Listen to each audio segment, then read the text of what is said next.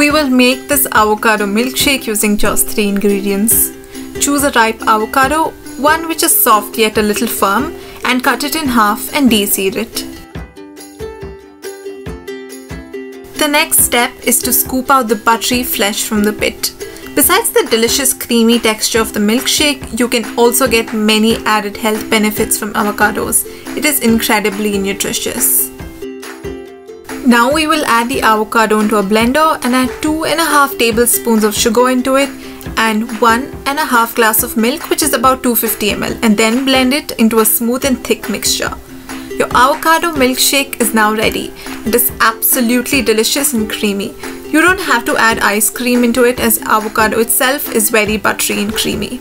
Enjoy your milkshake and let me know if you liked it.